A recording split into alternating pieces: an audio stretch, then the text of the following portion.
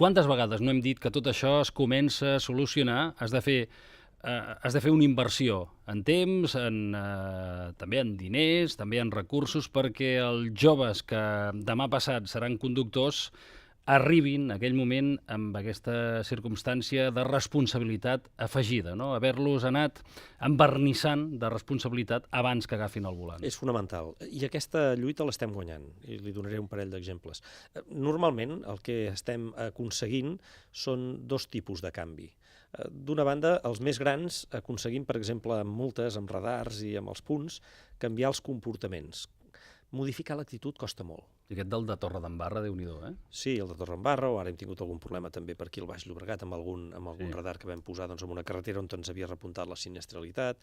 Bé, hi ha vegades que hi ha situacions que has d'acabar de calibrar prou bé. Però ja es veu, no?, que hi ha un error aquí, que no pot ser que la gent es torni de cop i volta tan cafra de conduir tan malament de la nit al dia. I el que hem de fer de totes maneres és, i aquesta sí que és una reflexió crítica que hem de fer fins i tot a nivell legislatiu i normatiu, no? És a dir, si ens autoimposem unes determinades velocitats, les hem de complir. El que no pot ser és que tinguem sempre un 50 en una determinada carretera i no compleixi ningú.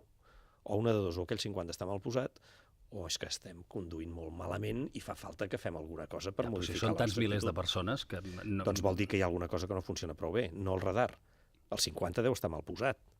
O en tot cas la gent no fa cas d'aquests 50 i amb un tram de carretera bastant urbana, doncs la gent va més de pressa del compte. Per tant, aquí sí que és el que jo faig una certa reflexió de dir els límits de velocitat que tenim són els més adequats tant des d'un punt de vista de seguretat com des d'un punt de vista també de realitat. I jo no el plantejaré avui de nou aquí perquè estem per presentar un altre llibret.